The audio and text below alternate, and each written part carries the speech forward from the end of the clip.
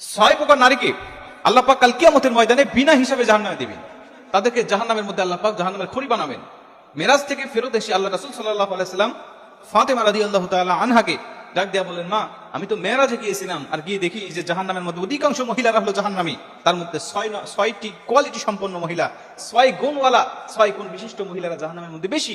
মা ফাতেমা রাদিয়াল্লাহু তাআলা আনহা বললেন, বাবা বলেন তো দেখি এই 6 গুণওয়ালা ব্যক্তি কারা? আল্লাহ রাসূল বললেন, 1 নম্বরে হলো তারা যে সমস্ত নারী মাথার চুল খোলা রেখে রাস্তাঘাটে চলাফেরা করে, পর পুরুষকে দেখিয়ে বেড়ায়, পর পুরুষের সাথে মাথার চুল প্রদর্শন করে বেড়ায়। এই সমস্ত মহিলাকে আল্লাহ পাক কাল কিয়ামতের ময়দানে জাহান্নামে দিবেন। 2 নম্বরে ওই সমস্ত মহিলারা যাদের সম্বন্ধে আল্লাহ রাসূল সাল্লাল্লাহু আলাইহি ওয়াসাল্লাম বলেন, যারা কটু কথার মাধ্যমে স্বামীকে কষ্ট দেয়, নিজের বকাবকির মাধ্যমে, ঝগড়াঝাটির মাধ্যমে বা কটু কথার মাধ্যমে তার স্বামীকে কষ্ট দেয়, তার স্বামী অন্তরে ব্যথা পায়, এমন কথা বলে যদি কোনো নারী, তাহলে আল্লাহ পাক ওই নারীকেও কাল কিয়ামতের ময়দানে জাহান্নামের মধ্যে দিবে। মুসলমান মা বোন আমার, খুব মনোযোগ দিয়ে শোনেন। আপনার স্বামী আপনার উপরে জুলুম করেছে, আপনিও যদি আপনার স্বামীর উপরে জুলুম করেন, তাহলে দুজনেই জুলুমকারী হয়ে গেলেন। আপনার স্বামী যদি আপনার উপরে জুলুম করে, এর হিসাব আল্লাহ তার কাছে নিবেন।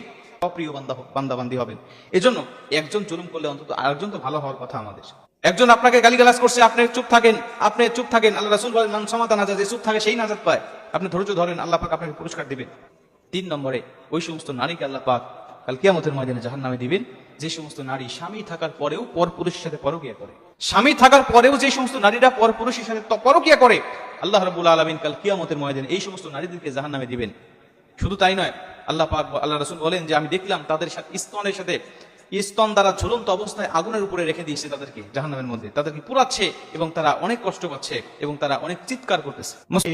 যাদের হালাল স্বামী থাকার পরেও তারা হারাম পথে তাদের যৌবনটাকে ব্যয় করেছে, হারাম পথে অন্য পরপুরুষের সাথে পরকিয়া করেছে, অন্য পরপুরুষের সাথে হাসি ঠাট্টা করে কথাও বলেছে, দেখা করেছে, এমন যদি কোনো মহিলা থাকে, আমার আল্লাহ পাক তাদেরকেও জাহান্নামের মধ্যে দিবেন। কিন্তু নয়, কোন পরপুরুষও যদি স্ত্রী থাকার পরে অন্য পরনারীর সাথে পরকিয়া করে, কোন স্বামী যদি স্ত্রী থাকার পরেও, হালাল স্ত্রী থাকার পরেও পরনারীর সাথে যদি সে সময় কাটায়, আমার নবীর ভাষা অনুযায়ী তাকেও কাল কিয়ামতের ময়দানে আমার আল্লাহ জাহান্নামের মধ্যে পোড়াবে।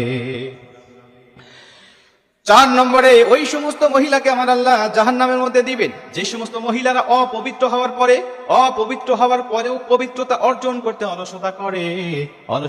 অনেক মহিলা আছে ফরজ গোসলকে এটাই বোঝে না তারা। অনেক মহিলা আছে ফরজ গোসল হয়ে গিয়েছে কিন্তু সে ফরজ গোসল করতেছে না।